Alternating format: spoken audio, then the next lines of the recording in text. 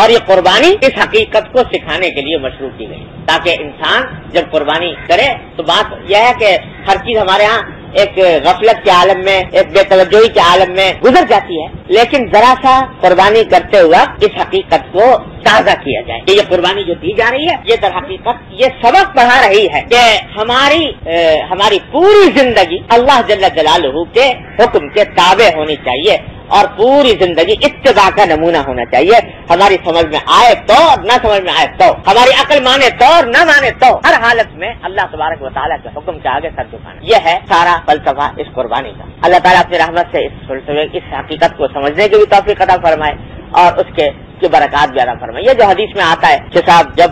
جانور قربان کرتا ہے کوئی شخص اللہ کی راہ، تو قربان کرنے کے نتیجے میں کیا ہوتا ہے کہ ایک جانور کے جسم پر جتنے بال ہیں، ایک ایک بال کے عوض ایک ایک گناہ معاف ہوتا ہے. اور فرمایا کہ ان دنوں میں اللہ تعالیٰ کو کوئی عمل خون بہانے سے زیادہ محبوب نہیں. جتنی قربانی کرے گا انسان اتنا ہی اللہ تبارک و تعالیٰ کو پسند ہوگا، اتنا ہی محبوب ہوگا، خون بہانے سے زیادہ محبوب. اور فرمایا کہ جب تم قربانی کرتے ہو تو جانور کا خون ابھی زمین تک نہیں پہنچ پاتا کہ اس سے پہلے اللہ تعالیٰ کیا پہنچ جاتا ہے، اللہ تبارک و تعالیٰ کیا تقرب کا ذریعہ بن جاتا ہے. یہ سب کیا ہے کہ یہ بندہ یہ دیکھے بغیر کہ عقل میں آ رہا ہے کہ نہیں آ رہا، یہ دیکھے بغیر کہ اس کا مال کا فائدہ ہو رہا ہے یا نقصان ہو رہا ہے، صرف میرے حکم کے آگے گلے پر چھری پھیر رہا ہے، میرے حکم پر پھیر رہا ہے، اس کا اتنا اجر اللہ تبارک و تعالیٰ نے رکھا کہ ایک ایک بال کے عوض ایک ایک گناہ معاف کیے جا رہے ہیں.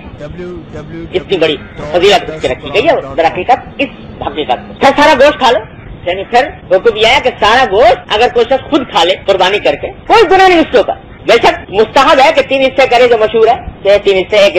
حصہ خود کھائے، ایک حصہ عزیزوں میں بھیجے، ایک حصہ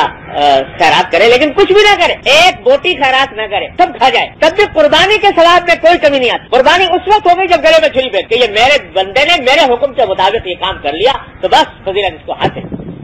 یہ سب اس لیے کیا جا رہا ہے تاکہ یہ جذبہ دل میں پیدا کیا، یہ اتباع کا جذبہ، یہ اللہ اور اللہ کے رسول کے حکم کے آگے سر جھکانے کا جذبہ،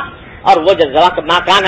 لمؤمن ولا مؤمنۃ اذا قضى الله ورسوله امرا ان يكون لهم الخيرة من امره. جب اللہ کسی مومن مرد یا مومن عورت کے لیے کوئی فیصلہ کر دے تو اس کے بعد اس کے پاس کوئی اختیار نہیں رہتا. اب اس کے بعد کوئی اختیار نہیں، سب کچھ دم بتو مایا فیصلہ تو دانی حساب کم و بیش. تو یہ ہے سارا کھیل. اللہ تبارک و تعالیٰ اپنی رحمت سے اس حقیقت کو سمجھنے کی توفیق عطا فرمائے. اللہ تعالیٰ اپنی رحمت سے سنت کے مطابق قربانی کرنے کی توفیق عطا فرمائے، اس کی اجر و فضیلت عطا فرمائے، اس کے اندر جتنے انوار و برکات اس نے رکھے اللہ تعالیٰ اپنی رحمت سے وہ سب عطا فرمائے،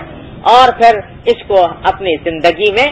اس سبق کو یاد کرنے اور اس کے مطابق زندگی کو بنانے کی توفیق عطا فرمائے.